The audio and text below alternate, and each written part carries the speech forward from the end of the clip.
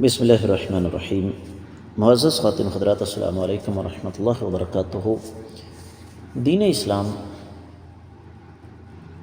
ہر انسان کی جان، مال، عزت، دین، عقل، ان تمام چیزوں کے تحفظ کی ضمانت دیتا ہے، لیکن مسلمان بندوں کے ساتھ اللہ تعالیٰ کو زیادہ محبت ہے۔ یہی وجہ ہے کہ مسلمانوں کی جان اللہ کو عام انسانوں کی نسبت زیادہ عزیز ہے۔ یہی ہمارے آج کے حدیث کے سبق کا موضوع ہے۔ ایک مسلمان کو قتل کرنا کتنا بڑا گناہ ہے۔ مشکوٰۃ المصابیح کتاب القصاص 3453ویں حدیث کتاب میں اور چوتھی ہے باب میں۔ حدیث کی عبارت آپ کی خدمت میں پیش کرنے لگا ہوں۔ وعن المقداد بن الاسود انه قال یا رسول اللہ صلی اللہ علیہ وسلم ارأیت ان لقیت رجلا من الكفار فاقتتلنا فضرب احدی یدی بالسیف فقطعهما ثم لاذ مني بشجرة فقال أسلمت لله، وفي رواية فلما أهويت لأقتله قال لا إله إلا الله أقتله بعد أن قالها؟ قال لا تقتله. فقال يا رسول الله صلى الله عليه وسلم إنه قطع إحدى يدي.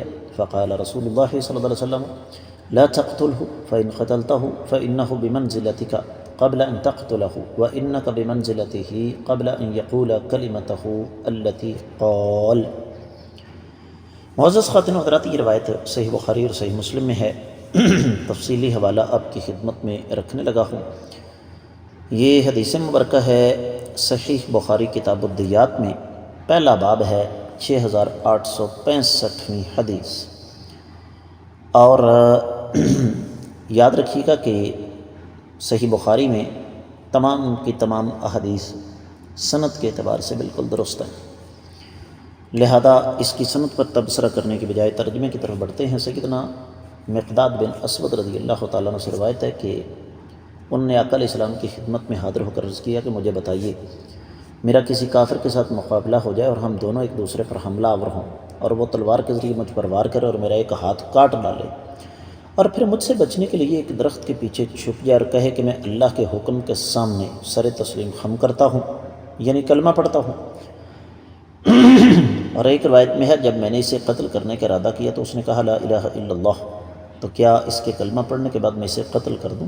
نبی علیہ السلام نے فرمایا بالکل نہیں۔ صحابی نے عرض کی اللہ کے نبی صلی اللہ علیہ وسلم، اس نے میرا ایک ہاتھ کاٹ دیا ہے۔ آقا علیہ السلام نے فرمایا اسے قتل نہ کرنا، اگر تم نے اسے قتل کر دیا تو وہ تیرے مقام و مرتبے پر آ جائے گا جو کہ قتل کرنے سے پہلے تیرا تھا، اور تم اس کے مقام و مرتبے پر چلے جاؤ گے جو کلمہ پڑھنے سے پہلے اس کا تھا۔ بڑی عظیم حدیث ہے، بہت ساری تفصیلات مانگتی ہے، لیکن اختصار کے تقاضے چونکہ تفصیل کی راہ میں رکاوٹ ہیں، اس لیے ذمہ داری سمجھتے ہوئے صرف چند موٹی موٹی باتیں آپ کی خدمت میں رکھنا ضروری ہے کہ کلمہ پڑھنے سے پہلے کافر کا خون آپ کے لیے حلال تھا، لیکن جب اس نے کلمہ پڑھ لیا تو دوسرے مسلمانوں کی طرح اس کا خون بھی مفقود ہو گیا۔ اگر کوئی مسلمان اس کے بعد بھی اس کو قتل کرتا ہے تو مسلمان سے قصاص لیا جائے گا۔ اور اس سے یہ بھی پتہ چلا کہ دلوں کا حال چونکہ رب کائنات بہتر جانتے ہیں، اس لیے ہم کسی کو اس وجہ سے قتل نہیں کریں گے کہ جناب اس نے ڈر اور خوف کی وجہ سے کلمہ پڑھ لیا ہے۔ اور اس حدیث سے یہ بھی پتہ چلتا ہے کہ مسلمان کو قتل کرنا، چاہے وہ نام کا ہی مسلمان کیوں نہ ہو، یہ کبیرہ گناہ ہے۔ اور اگر کوئی مسلمان کسی کلمہ گو کو قتل کر دیتا ہے تو یہ مسلمان اس مقام پر چلا جائے گا جہاں پر کلمہ پڑھنے سے پہلے غیر مسلم تھا۔ اس کا مطلب یہ نہیں کہ مسلمان کافر ہو جائے گا، لیکن اللہ تعالیٰ نے قرآن مجید میں مسلمان کے قتل کی بہت بڑی مذمت کی ہے، بہت زیادہ مذمت کرتے ہوئے مسلمان کے قتل کو بہت بڑا گناہ قرار دیا ہے۔ تو اس لیے ہمیں دلوں کے معاملات نہیں دیکھنے چاہیے، ظاہر پر فیصلہ کرنا چاہیے، اور اسی کے نتیجے میں پھر قتل و غارت رک سکتی ہے۔ اس کے ساتھ ہی حدیث کا سبق بھی مکمل ہوتا ہے۔ اجازت دیجیے، السلام علیکم ورحمۃ اللہ وبرکاتہ۔